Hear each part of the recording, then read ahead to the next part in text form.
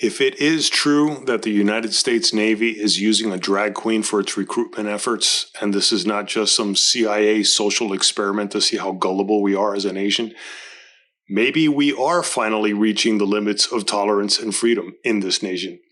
And not that we should be too surprised considering the reputation the Navy has had that even the village people were inspired to sing a song about them.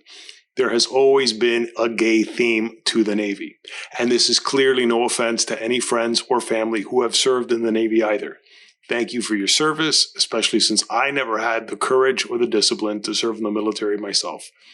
And by the way, yes, this is a little joke drawing that I did of Betty Boop for this video, just for shits and giggles as I shoot my mouth off on this whole new rage bait issue in the news that isn't as inconsequential as some of us wish it to be.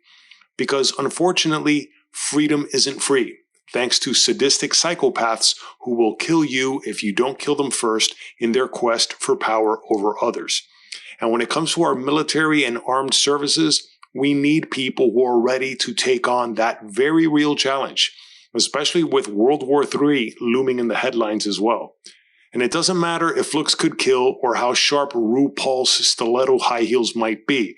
Drag queens aren't going to cut it when it comes to fighting a murderous dictatorship like Putin's mercenaries and much less the Chinese Communist Party hell-bent on global domination. And I'm all for individual freedom and the tolerance of others, especially when it comes to an individual's very nature that they can't change and shouldn't have to change either. That's why, as frustrating as it may be to have many of these woke social justice movements, such as Black Lives Matter and the transgender activism, it's actually a good thing that racism and sexism and homophobia are being addressed and fought against. However, we might be hitting a tipping point of societal overcorrection. While it's great that the slavery of Black Americans is in the past, and the civil rights movement ended the following century of systemic segregation after slavery, and we've even had gay marriage become legal, and we've accepted transgenderism to the point of asking people their preferred pronouns, there is a clear overcorrection in the amount of needless social unrest, and especially soft on crime policies that are allowing people to practically get away with murder at times because of misguided racial and social reckoning that will never even the score of history and much less change the past. And this is happening thanks to bad faith activists who are deliberately misrepresenting the degree to which racism, sexism, and homophobia are anywhere near the problems they used to be. And this is the ultimate irony about freedom and expression and individual rights. It can lead to the very downfall of civilizations like it has in the past, which is probably why we're getting to the point where it takes a drag queen to recruit people into our military. If there's one saying I've learned from listening to Tim Pool was, hard times create strong men create good times create weak men, and weak men create hard times. It's a quote from a novel titled Those Who Remain by Michael Hopf, and it's a pretty astute summation about the cycles of history.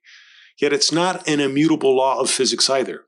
Hard times don't always create strong men, but there is some consistency to good times creating weak men.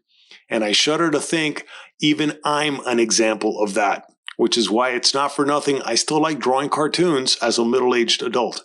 That's because I didn't have to fight a revolutionary war for the freedom of Cuba like my grandfather did, nor did I need to escape the communist tyranny which took over Cuba that my father fled from after his father's generation of revolutionary freedom fighters died out.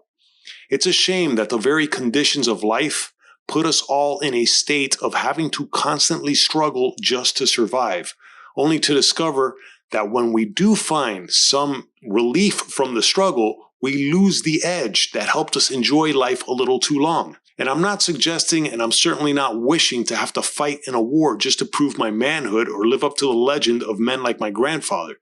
But at the very least, being ready to fight for freedom is necessary. As it is, you have to be ready to fight for peace, ironically enough, thanks to so many assholes out there who will not let other people live in peace.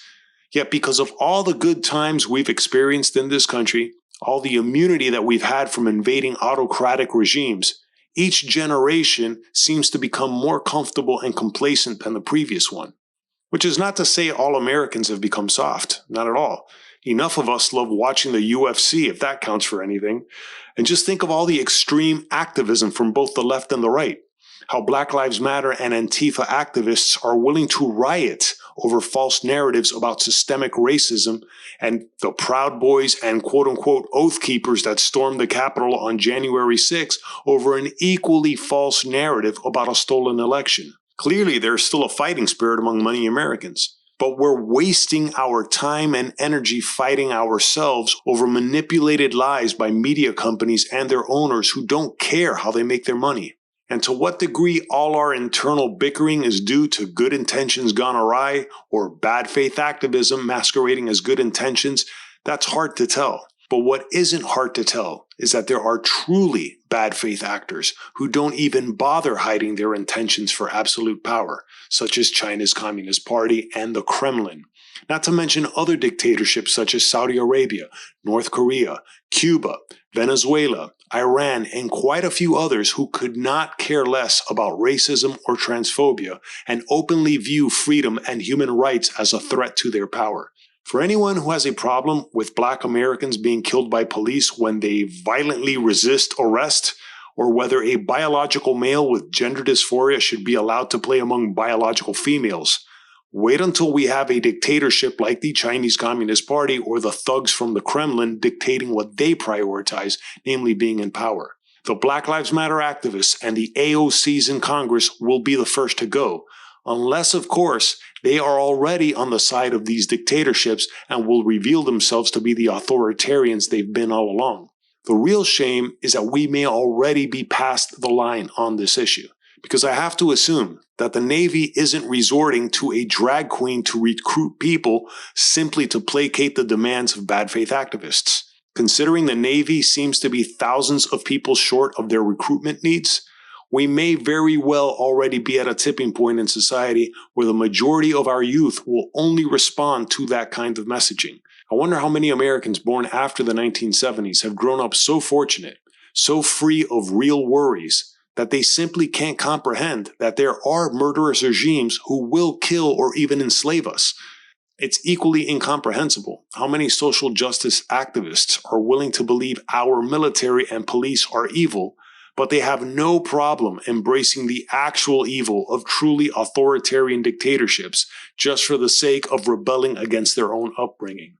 I hope this drag queen Navy recruitment commercial is just another hyped up media distraction, though that's not a good thing either. We can't continue being distracted from the real problems we're facing, such as the ever-increasing cost of living when it comes to healthcare, housing, and basic education, just to name a few. But even those problems will pale in comparison if we don't have a strong enough military to defend against the dictatorships willing to take over and make us realize how fortunate we were all along, even before Drag Queen Story Hour and this Navy recruitment strategy became a distraction in the first place. If I got anything wrong in this video, please let me know in the comments below. But if you enjoyed this video, please give it a like, subscribe to the channel, hit the notification bell for upcoming videos, and check out the links below for my original art and merchandise. And thanks for watching.